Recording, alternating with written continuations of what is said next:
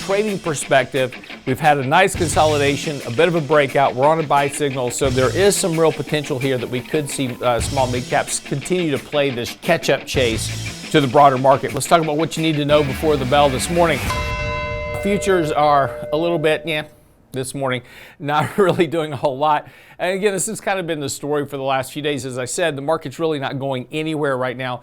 We talked a little bit about small and mid caps yesterday, and interestingly enough, what we said yesterday is that in the short term, they certainly look a little bit better. We've had this sideways consolidation. We broke out of this consolidation for small and mid caps, so that's all looking fairly decent. But as we talked about yesterday, there's a very big lag right now between small and mid-cap stocks and large caps. So again, yes, they're trying to play a little bit of catch-up here, but speculation in small caps is reaching rather extreme levels. So when you look at call option volume, etc., a lot of speculation going on in this area. And this is the problem, as we talked about on Monday specifically, is that about 30% of these companies, actually almost 40% of these companies, are trading but have negative earnings.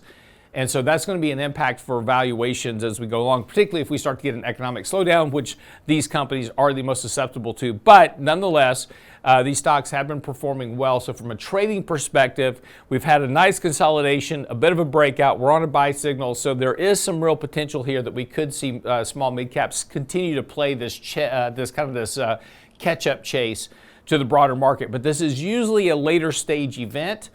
And because of the long-term lag in these stocks relative to the S&P, when we start to get that correction that we've been talking about, whether it's a month from now or 2 months from now, whenever it is likely that these stocks will lead on the downside as well. So just something to be cautious of. From a trading perspective, nothing wrong with them right now. From a longer-term kind of investment perspective, it's probably a bit too early to be expecting large gains from these, and particularly from a longer-term perspective, as we talked about before, there's been a real lag between small and mid-cap stocks and large caps since about 2014. So again, just from a diversification standpoint, be a little bit cautious with that.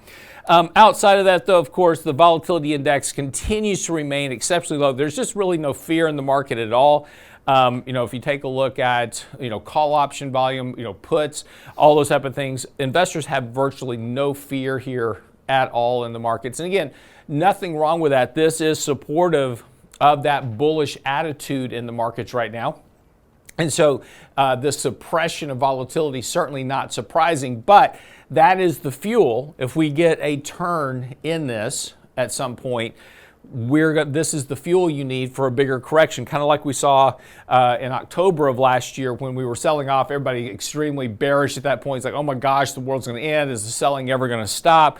Well, that was this summer sell-off that we had, and this was coming from, surprisingly enough, a very low level of volatility. So again, not surprisingly, you have a very low level of volatility, no fear in the market. Something occurs that creates that pop in volatility that leads to your sell-off in equities, and we've had a very long suppression in volatility. One of the longer periods here of just very low suppressed volatility suggests that something will happen here.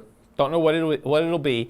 Could be a week from now, a month from now, 2 months from now, as we said before. But once we start to get that correction in the markets, you're going to see a pop in volatility. So if you want kind of a signal to be paying attention to start reducing portfolio risk, keep a watch on the VIX. If we get really above 15 on the volatility index, something you might want to be paying attention to relative to your portfolio. Okay, that's what you need to know before the bell this morning.